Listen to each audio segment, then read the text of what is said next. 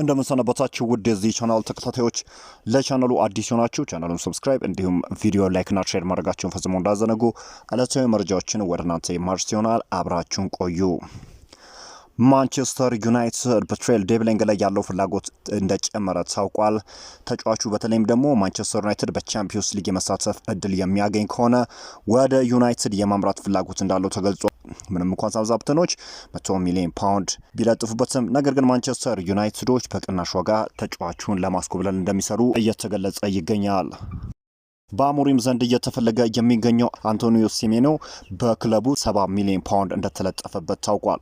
ተጫዋቹ በተለይም ደግሞ በቦርንማውዝ ጥሩ የሚባል ጊዜን እያሳለፈ ይገኛል። ማንቸስተር ዩናይትዶችም ተጫዋቹን ለማስኮብለል እንደሚሰሩ ተገልጿል። በተለይም ደግሞ የሰር ጂም ራትክሊፍ አስተዳደር ከፍተኛ የሆነ ወጪን የማውጣት ፍላጎት እንደሌለው ይታወሳልና በቅናሽ ዋጋ ተጫዋቹን ለማምጣት ፍላጎቱን እንዳለው እየተገለጸ ይገኛል። ሌላኛው መረጃችን እንግዲህ ስፔናዊ ወጣት የመሃል ተከላካይ ዲን ሃውሰንን ይመለከታል። ማንቸስተር ዩናይትዶች ይህንን ተጫዋች ለማስፈረም ፍላጎት እንዳላቸው ተገልጿል። ሃውሰኑን የሚፈልጉት የእንግሊዝ ክለቦች በርካታ ሲሆኑ ማንቸስተር ዩናይትድም ዝውውሩ እንደተቀላቀለበት እየተገለጸ ይገኛል። ስፔናዊ 20 ዓመት ወጣት የመሃል ተከላካይ ዲን ሃውሰን 58 ሚሊዮን ፓውንድ የውል ማፍረሻ አንቀጽም አለበት ይታወቃል። በማንቸስተር ዩናይትድ ያሉ አብዛኛዎቹ ሰዎች በሪያን ቸርኪ ብቃት በጣም እንደተደነቁ ታውቋል። ዩናይትዶች እሱን ለማስፈረም እያደረገ የነበረው እንቅስቃሴ ከዚህ ቀደም ከነበረው ከፍ እንዳለ እየተገለጸ ይገኛል። በተለይም ደግሞ በዩሮፓ ሊግ እጅግ አስደናቂ እንቅስቃሴን ማድረግ ችሏል። ብዙ አሲስቶችን ያደረገ ተጫዋች ያደርገዋል እና ደግሞ ብዙ የጎል አስተዋጽኦም ያደረገ ተጫዋች እንደሆነም ይታወቃል። ይህንንም አስከትሎ ማንቸስተር ዩናይትዶች በተጫዋቹ ላይ ያላቸው ፍላጎት እንደጨመረና 25 ሚሊዮን ፓውንድ ነው እንግዲህ የውል ማፍረሻውና ይህንን ከፍሎ ወደ ኦልድ ትራፎርድ ለማምጣት ፍላጎት እንዳላቸውም እየተገለጸ ይገኛል።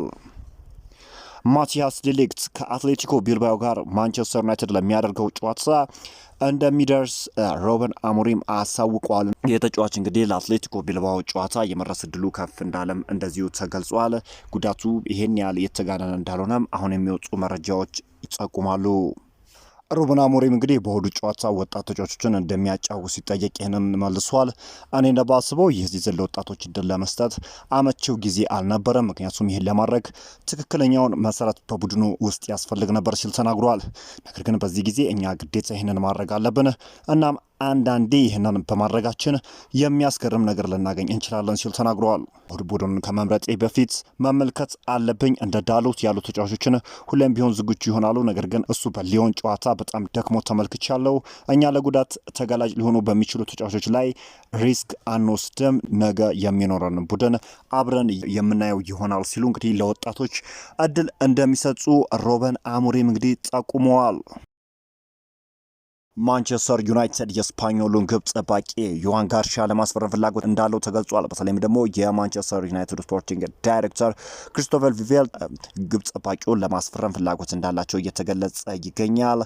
ግብ ጠባቂው እንግዲህ እስከ 20 ሚሊዮን ዩሮ ወይም ደግሞ 17 ሚሊዮን ፓውንድ እንደተለጠፈበት ይታወቃልና ማንቸስተር ዩናይትድም ይህንን የ23 ዓመት ግብ ጠባቂ ለማስፈረም ከፍተኛ ፍላጎት እንዳላቸው ነው እየተገለጸ የሚገኘው። በግብ ጠባቂ እንግዲህ ማንቸስተር ዩናይትዶች በተለይም ደግሞ አንድሪ ኦናናም ሆነ ሁለተኛው ግብ ጠባቂ አታይ ባይንደር ጥሩ የሚባል ጊዜን ከዩናይትድ ጋር እያሳለፉ አይደለም። ይህንንም አስመልክቶ ማንቸስተር ዩናይትዶች ይህንን ግብ ጠባቂ ለማስፈረም እንደሚሰሩ እየተገለጸ ይገኛል።